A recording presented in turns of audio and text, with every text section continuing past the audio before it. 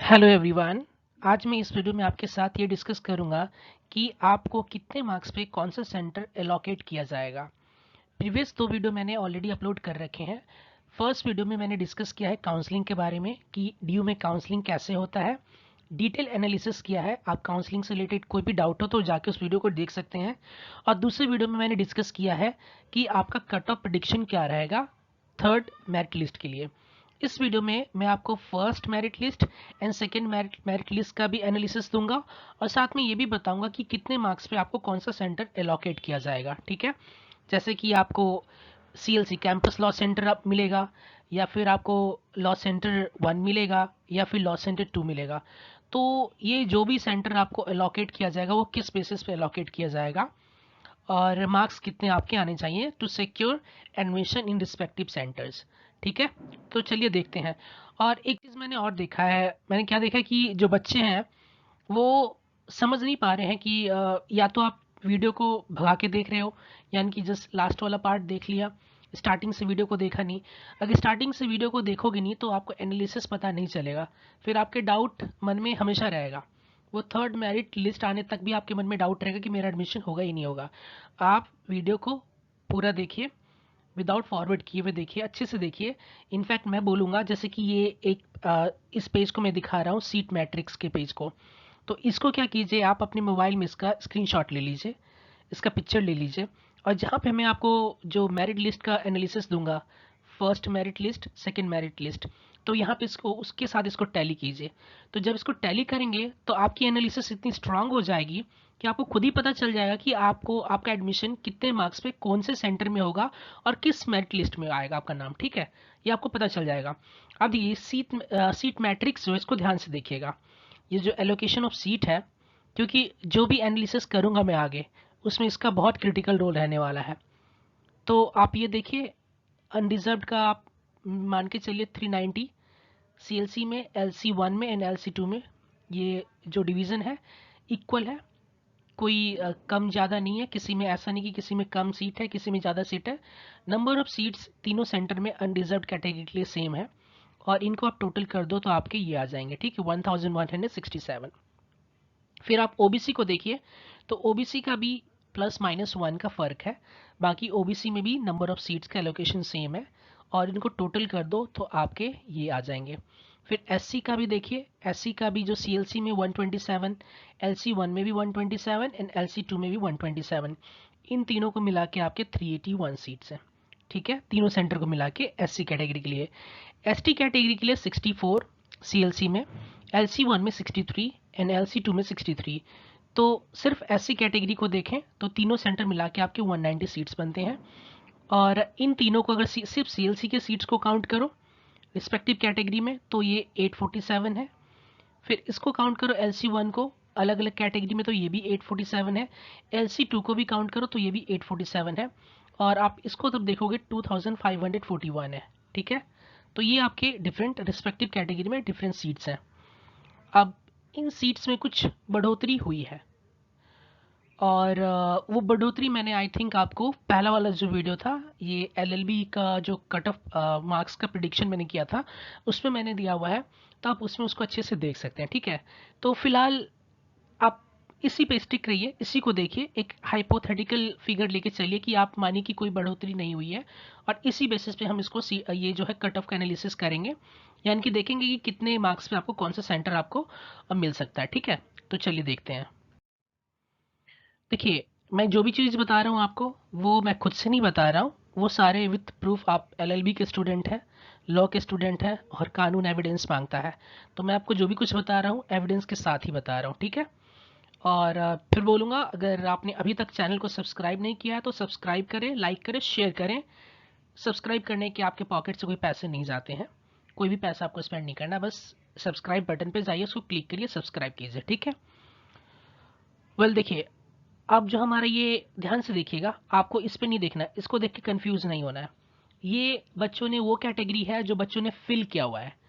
आपने अगर unreserved fill किया हुआ तो ये अनरिजर्व दिखा रहा है, आपने एससी कैटेगरी फिल किया तो ये फॉर्म में जो आपने फिल किया वो ये दिखा रहा है। लेकिन ये जो हम देख रहे हैं फर्स्ट एडमिशन लिस्ट, ये देखिए 2020 का फर्स्ट एडमिशन लिस्ट हम देख रहे हैं, और इसमें क्या है कि कैटेगरी ये अनडिजर्व्ड है, यानी कि जनरल कैटेगरी का हम देख रहे हैं। तो फर्स्ट मेरिट लिस्ट में आप देखिए सबसे जो हाईएस्ट मार्क्स था जहां से इन्होंने बच्चों को पिक किया था, यानी कि आउट ऑफ 400 में से जो मैक्सिमम मार्क्स आए थे वो कितने आए थे? 356। ठीक है, इस चीज़ को ध्यान रखिएगा, 356 मैक्सिमम मार्क्स। यहाँ पे सीक्वेंस स्टार्ट होता है नंबर 1 से।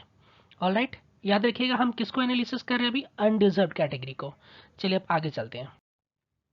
अब देखिए इसमें क्या है कि अब लास्ट में आप जाएंगे तो आप देखेंगे कि जो लास्ट इन्होंने जो बच्चों को पिक किया है अनडिजर्व कैटेगरी का, फिर से देखिए यहाँ पे अनडिजर्व कैटेगरी नहीं देख रहे हैं हम।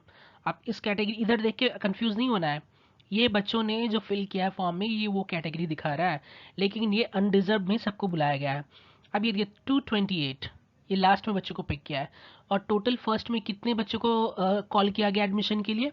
अनडिजर्व कैटेगरी के लिए 1157 बच्चों को कॉल किया गया है अनडिजर्व कैटेगरी के लिए। ठीक है, तो आप देखिए ये जनरल कैटेगरी का हमने देखा, मैक्सिमम मार्क्स देखा हमने 356, मिनिमम मार्क्स देखा हमने 228, और टोटल नंबर ऑफ कैंडिडेट्स हमने देखे कितने कॉल किए गए 1157 जनरल कैटेगरी से।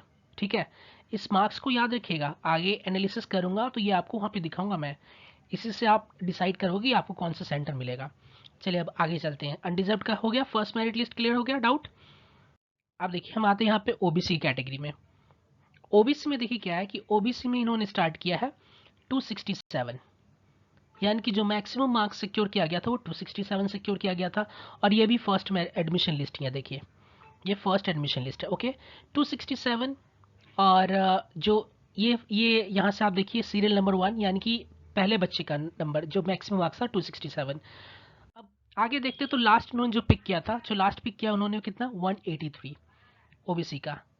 ठीक है, और फिर यहाँ पे देखिए एक साथ मैं आपको दिखा रहा हूँ ओबीसी कैटेगरी, मैक्सिमम मार्क्स कितना था 267, मिनिमम मार्क्स कितना था 183, और टोटल बच्चों को कितना बुलाया था इन्होंने ओबीसी कैटेगरी से 684। कितना है 684। तो ओबीसी कैटेगरी भी क्लियर हो गया, ये फर्स्ट एडमिशन लिस्ट की बात कर रहा हूँ। आगे चलिए दूसरी कैटेगरी को देखते हैं। आप देखिए ये भी फर्स्ट एडमिशन लिस्ट है 2020 का, ऑलराइट। और अब हम किस कैटेगरी को देख रहे हैं? ये एससी कैटेगरी को देख रहे हैं, देखिए ठीक है। तो एससी कैटेगरी में नंबर 1, यानी कि जो सबसे ज़्यादा बच्चा स्कोर किया था एससी कैटेगरी से वो कितना था 255, 255 मार्क्स, ओके। और लोएस्ट जो लास्ट कट ऑफ था बच्चों का फर्स्ट मेरिट लिस्ट के लिए वो कितना था 164, ऑलराइट। और कितने बच्चे होंगे 378 बच्चों को इन्होंने कॉल किया था फर्स्ट एडमिशन लिस्ट में। तो कैटेगरी क्या हो गया एससी। मैक्सिमम मार्क्स कितने आए थे 255, मिनिमम मार्क्स कितने आए थे 164। जो मिनिमम मार्क्स पे आई मीन कि इन्होंने कॉल किया था, और टोटल नंबर ऑफ कैंडिडेट्स इन्होंने कॉल किए थे फर्स्ट मेरिट लिस्ट में काउंसलिंग के लिए 378। ये क्लियर हो गया, जनरल का हो गया, ओबीसी का हो गया, एससी का हो गया। अब हम चलते हैं एसटी पे। अब देखिए ये भी है फर्स्ट एडमिशन लिस्ट 2020, ऑलराइट। आप हम किस कैटेगरी को देख रहे हैं? एसटी कैटेगरी को देख रहे हैं, ठीक है। अब एसटी कैटेगरी में नंबर 1 यानी कि रैंक 1 को देखते हैं, कितना है 248। जो मार्क्स इन्होंने ऑप्टेन किया 248 मार्क्स ऑप्टेन किया इन्होंने, ठीक है। ये मैक्सिमम मार्क्स है। लास्ट मार्क्स पे जो इन्होंने कॉल किया फर्स्ट मेरिट लिस्ट में वो कितना था 136, ऑलराइट। टोटल बच्चे कितने बुलाए थे काउंसलिंग के लिए 90। तो अब देखो यहाँ पे कैटेगरी क्या है एससी, मैक्सिमम मार्क्स कितने थे 248, मिनिमम मार्क्स कितने थे 136, total number of candidate call किए गए कितने 90। एसटी भी हो गया। अब हम देखते हैं ईडब्ल्यूएस। अब देखो फर्स्ट एडमिशन लिस्ट 2020, ऑलराइट। और कौन सी कैटेगरी को देख रहे हैं? ईडब्ल्यूएस कैटेगरी को देख रहे हैं। तो ईडब्ल्यूएस कैटेगरी में देखिए रैंक होल्डर फर्स्ट रैंक को कितना मार्क्स इन्होंने सिक्योर किया 227, ऑलराइट। और जो लास्ट मार्क्स भी इन्होंने कैंडिडेट को कॉल किया फर्स्ट मेरिट लिस्ट में वो क्या था 210। टोटल बच्चे कितने इन्होंने कॉल किए 116, 116। तो देखिए कैटेगरी क्या था EWS, maximum marks 227, minimum marks 210, और टोटल कैंडिडेट कितने कॉल किए 116। तो ठीक ये हमारे चारों कैटेगरी हो गया, जनरल हो गया, ओबीसी हो गया, एससी हो गया, एसटी हो गया, और हमारा ईडब्ल्यूएस भी हो गया। ये 5 कैटेगरी हो गई ईडब्ल्यूएस को मिला के, ठीक है। तो ये हमने देख लिया कि फर्स्ट मेरिट लिस्ट का ये जलवा था, यानी कि फर्स्ट मेरिट लिस्ट में इतने बच्चों को कॉल किया गया था। अब आइए देखते हैं। अब देखिए आपको समझना क्या है कि वो तो आपने जैसे कि मैं बताया था कि बच्चों ने फॉर्म में अगर ओबीसी फिल कर रखा है या एससी फिल कर रखा है या एसटी फिल कर रखा है, लेकिन उनके मार्क्स बहुत अच्छे आ गए, उनको जनरल कैटेगरी में कॉल कर लिया गया। तो यहाँ पे क्या लिखा हुआ है कि यहाँ पे वही लिखा हुआ है कि मान लीजिए कि अगर आप रिजर्व कैटेगरी से हैं और अगर आपने रिक्वायरमेंट फुलफिल किया है क्या जनरल कैटेगरी का, जनरल कैटेगरी के सारे रिक्वायरमेंट फुलफिल किए, कहने का मतलब क्या, इतना मार्क्स आपने सिक्योर किया कि आप जनरल कैटेगरी में विलिंगली आप चाहते हो, ये आपका आपके ऑप्शन के ऊपर है, आप चाहो तो अपना कैटेगरी छोड़ के अगर मार्क्स आपके जनरल कैटेगरी के हैं, अगर जनरल कैटेगरी की रिक्वायरमेंट फुलफिल कर रहे हो तो आप एडमिशन जनरल कैटेगरी में ले लोगे और आपकी जो कैटेगरी का एक सीट है वो खाली हो जाएगा, वो फर्दर किसी और को ऑफर कर दिया जाएगा। तो एक तो ये पॉइंट आपका क्लियर हो गया। कोई डाउट? किसी भी कैटेगरी से हो, ओबीसी हो, एससी से हो, एसटी से हो, ईडब्ल्यूएस से हो, किसी भी कैटेगरी से अगर आपने जनरल कैटेगरी के रिक्वायरमेंट को फुलफिल किया तो आप उस कैटेगरी में एडमिशन ले सकते हो, ये आपके ऊपर है। लेना नहीं लेना, आप बोलोगे नहीं मैं टॉपर हूँ लेकिन अपने कैटेगरी में ही लूँगा, तो अपनी कैटेगरी में एडमिशन लोगे, लेकिन आप अपने कैटेगरी का एक सीट रिजर्व कर दोगे उस केस में। और अगर अपने कैटेगरी को छोड़ देते हो, जनरल कैटेगरी में जाते हो, तो एक सीट जनरल कैटेगरी का आप खा जाओगे। ठीक है, अब यहाँ पे देखो, इसको नहीं देखना, इसमें क्या लिखना है कि अगर आपने एक से ज़्यादा कैटेगरी को आप क्लेम कर रहे हो कि एक से ज़्यादा कैटेगरी में आता है, तो उस केस में उसकी रिक्वायरमेंट को आपको फुलफिल करनी पड़ेगी। और एक चीज़ है, जो स्वाइप होगा, जो एससी का अगर सीट बच रहा है तो एसटी को ऑफर कर दिया जाएगा, और एसटी का जो सीट बच रहा है वो किसको ऑफर कर दिया जाएगा, एससी को ऑफर कर दिया जाएगा। ये एससी एसटी के बीच में स्वाइप होगा सीट का। ठीक है, तो आप ये भी देख सकते हो। तो ओबीसी का रिक्वायरमेंट दिया हुआ है तो ओबीसी का रिक्वायरमेंट देख सकते हो, इसमें ज़्यादा और फोकस नहीं करना है, बस यही मैं बताना चाह रहा हूँ। अब चलिए आगे देखते हैं। अब देखिए, फर्स्ट कट ऑफ का जो एनालिसिस करूंगा 2020 का, जो मैंने आपको पिछली बार दिखाया था, स्टार्टिंग स्लाइड में जो एक्सप्लेन कर रहा था। तो देखिए, अनडिजर्व का कितना गया था मैक्सिमम मार्क्स, 356, 356। मिनिमम मार्क्स कितना पिक किया था उन्होंने, 228। यानी कि इन दो मार्क्स के बीच में, 356 मार्क्स और 228 मार्क्स के बीच में उन्होंने कितने बच्चे को बुलाया, 1157 बच्चे। और मान लेते हैं अप्रोक्सीमेटली कितने सीट्स थे, लगभग अप्रोक्सीमेटली ले लेते हैं 390, 400 के राउंड फिगर में आप लेके चलो। ठीक है, आपको समझाने के लिए बता रहा हूँ। तो अब ये देखो कि कितने बच्चों को बुलाया इन्होंने, 1157 बच्चों को, और सीएलसी में सीट्स कितने हैं, 400। तो यानी कि जिसके फर्स्ट ऑफ 400 मार्क्स होंगे, 400 बता रहा हूँ, मतलब जो फर्स्ट मार्क्स जो 400 कैटेगरी में फॉल करेगा, जिसके सबसे मैक्सिमम मार्क्स होंगे, हाईएस्ट मार्क्स होंगे, उन्हीं को तो सीएलसी ऑफर किया जाएगा। ठीक है, ये चीज़ है। लेकिन मैंने आपको क्या बताया कि मान लीजिए कि अगर कोई कैटेगरी में आ रहा है, वो कैटेगरी को छोड़ दे रहा है, तो वो सीट उस कैटेगरी नहीं छोड़ रहा है तो ठीक, अच्छी बात है, अपनी कैटेगरी रिजर्व करके रख रहा है। वो अगर छोड़ दे रहा है तो वो भी ओबीसी कैटेगरी में ही जाएगा, यानी कि सॉरी जनरल कैटेगरी का एक सीट खा जाएगा वो, तो वो भी आपको ध्यान में रखना है। फिर बीच में क्या होता है, कुछ बच्चे क्या होते हैं, ड्रॉप आउट कर लेते हैं, एडमिशन को बाद में लेने के बावजूद भी कैंसिल कर देते हैं अपने सीट ब्लॉक, क्योंकि उनका एडमिशन कहीं और हो गया होता है, यहाँ पे काउंसलिंग में देरी होती है, वो कहीं और एडमिशन ले लेते हैं, तो उस केस में वो भी सीट आपके पास आ जाते हैं। तो बहुत सारी चीज़ें फैक्टर साइड बाय साइड आपको रोल प्ले करती नजर आएगी। दूसरी बात देखिए, ओबीसी का जो मैक्सिमम मार्क्स उन्होंने क्या लिया था, 267, और मिनिमम पिक किया था 183। ये फर्स्ट एडमिशन लिस्ट के लिए बता रहा हूँ, आपको याद रखिएगा। तो टोटल कितने बच्चों को उन्होंने कॉल किया, 684। तो मान लीजिए कि यहाँ पे अगर अप्रॉक्सीमेटली 400 सीट्स हैं, तो जो फर्स्ट 400 बच्चे हैं वही तो सीएलसी पिक करेंगे, क्योंकि उन्हीं का नाम सीएलसी में आएगा। ऑलराइट, इसमें कोई डाउट है? नहीं डाउट है। अब एक चीज़ और रखिए, यहाँ पे एक फैक्टर और है कि मान लीजिए कि आपने फॉर्म फिल करते हुए सेंटर कुछ और पिक कर लिया, आपने LC2 पिक कर लिया, और आप रैंक होल्डर भी हो, तो आप अगर आप रिक्वेस्ट करोगे कि नहीं मैंने गलती से कर लिया, तो वहाँ पे वो एज सच जनरली वो कंसिडर नहीं करते हैं आपके रिक्वेस्ट को। आपने जो फिल कर दिया, जो चूज़ किया है, उसी सेंटर में आपको एडमिशन लेना पड़ेगा। लेकिन हाँ, फिर मैं बोलता हूँ कि आप जाओ एडमिशन इंचार्ज से बात करो, अपनी प्रॉब्लम बताओ, अगर जेन्युइन रीज़न है रिक्वेस्ट करो, बी कॉन्फिडेंट, एक्सप्लेन करो कि ऐसा ऐसा सिनेरियो रहा था, कुछ टेक्निकल ग्लिच हो गया था, प्रॉब्लम आ गई थी। अगर वो कंसिडर कर लिया तो ठीक है, एक पॉसिबिलिटी वहाँ पे बनती है, वरना वहाँ पे वो भी दिक्कत होगा। तो अगर आपने रैंक होल्डर भी हो, नंबर 1 रैंक होल्डर भी हो, और आपने खुद से कैटेगरी पिक कर लिया कि आपको LC2 चाहिए, LC1 चाहिए, और बाद में आप बोले हो कि नहीं नहीं मेरे तो हाईएस्ट मार्क्स है, मैं तो रैंक होल्डर हूँ, मुझे CLC चाहिए, अब तो नहीं, वो मैटर वहाँ पे काम नहीं करेगा, वो आपका एक्सक्यूज़ वहाँ पे काम नहीं करेगा। फिर देखिए, SC का क्या था कि 255, और लास्ट जो उन्होंने कॉल किया था 164। टोटल बच्चे कितने कॉल किए, 378। तो जो भी रिक्वायर्ड सीट था सबसे पहले वो पिक कर लिया जाएगा CLC के लिए। फिर ST को देखो, ST में क्या था 248, लास्ट जो उन्होंने कॉल किया था 136 को, कितने बच्चों को कॉल किया था, 90 बच्चों को कॉल किया था। फिर देखो EWS, इसमें क्या था, जो मैक्सिमम था 227 और लास्ट उन्होंने कॉल किया था 210। कितने बच्चों को कॉल किया था? 110 बच्चों को कॉल किया था।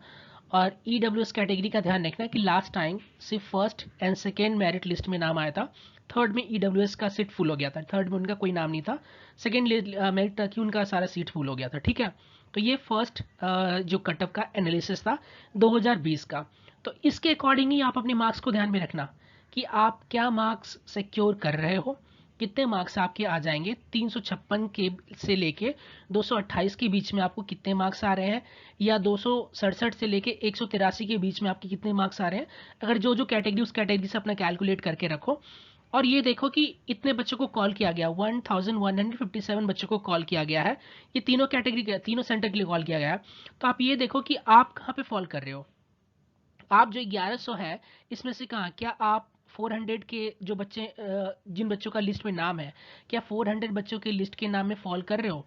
अगर 400 बच्चों की लिस्ट के में फॉल कर रहे हो तो बिल्कुल आपका सीएलसी कंफर्म है, कोई डाउट नहीं है, 100% सीएलसी आपको मिलेगा।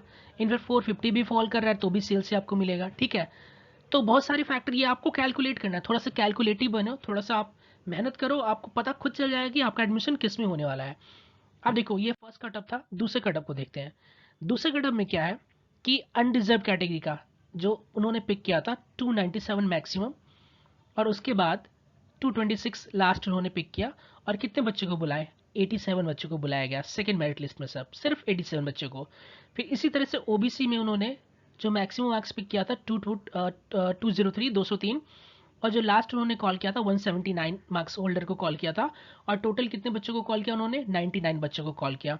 फिर एससी में देखो, एससी में कितने? 163 और लास्ट उन्होंने पिक किया 160 को पिक किया। ठीक है, और टोटल कितने बच्चों को बुलाए सेकेंड मेरिट लिस्ट में? 46 बच्चों को बुलाए। एसटी में 135 जो मैक्सिमम मार्क्स होल्डर था, और उसके बाद 98 जो लास्ट रैंक होल्डर था।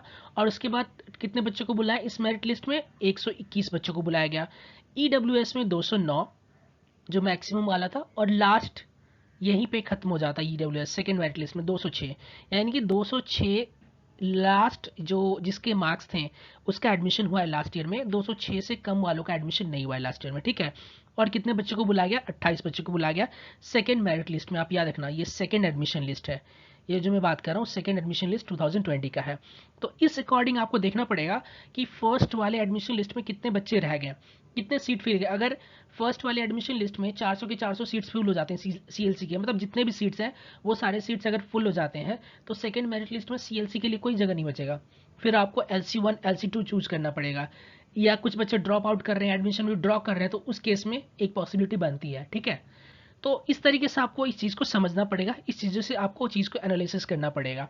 ठीक है, और जो थर्ड मेरिट लिस्ट है, यानी कि जो थर्ड कट ऑफ लिस्ट है, जो थर्ड एक्सपेक्टेड आप कट ऑफ एक्सपेक्ट कर सकते हो, वो मैंने ऑलरेडी वीडियो में डाल रखा है। जो कट ऑफ एनालिसिस किया है उसमें मैंने थर्ड कट ऑफ का ही बात किया है, तो आप उस वीडियो को देख सकते हो, उसमें मैंने बहुत अच्छी तरीके से समझाया हुआ आपको। ठीक है, और फिर लास्ट में आपको कहूँगा कि देखिए अगर आपने चैनल को सब्सक्राइब नहीं किया है तो don't forget to subscribe. Subscribe करने के कोई पैसे नहीं लगते हैं। चैनल बहुत सारे लोग देखते हैं लेकिन सब्सक्राइब नहीं करते हैं, I don't know why. Subscribe कीजिए, लाइक कीजिए, शेयर कीजिए, दूसरों को भी बताइए। और लास्ट में यही कहूँगा कि देखिए ये ज़रूर है कि बहुत सारे लोगों का एडमिशन नहीं होगा, क्योंकि जितने सीट्स है एडमिशन तो उतना ही होना है जितना सीट्स है। अप्रॉक्सीमेटली 3000 बच्चे DU में एडमिशन लेंगे, लेकिन जो एंट्रेंस तो बहुत लोगों ने दिया है तो वो डिसअपॉइंटेड होंगे। तो प्लीज़ डोंट बी डिसहार्टेन। आपका दिल छोटा नहीं होना चाहिए, दिल टूटना नहीं चाहिए, क्योंकि देखिए ये क्या था, एक सिर्फ मीन्स था, आपने इसको एक मीन्स की तरह ट्रीट किया था। ये आपका उद्देश्य नहीं था कि आप ठीक है यही ये खत्म हो गया, एडमिशन नहीं हुआ तो लाइफ खत्म हो गई या कुछ नहीं हो सकता। नेक्स्ट ईयर फिर से तैयारी कीजिए, फिर से और अच्छे रैंक लेके आइए, सीएलसी में एडमिशन लीजिए, जो भी आपका प्रेफर्ड सेंटर है LC1 LC2 जिसमें भी आप चाहते हो उसमें एडमिशन लीजिए।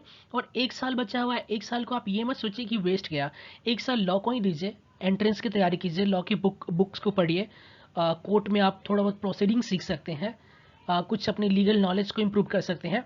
और चैनल पे वीडियो को देखिए, आपको अच्छा लगेगा, थोड़ा अवेयर भी होंगे आप। ठीक है, तो मैं तो यही विश करूंगा कि सबका जो भी डिजर्विंग है सबका एडमिशन हो जाए। ठीक है, बट डोंट बी डिसहार्टेन अगर एडमिशन नहीं होता है तो। ठीक है, thank you so much for watching, God bless you all, have a great time, bye bye.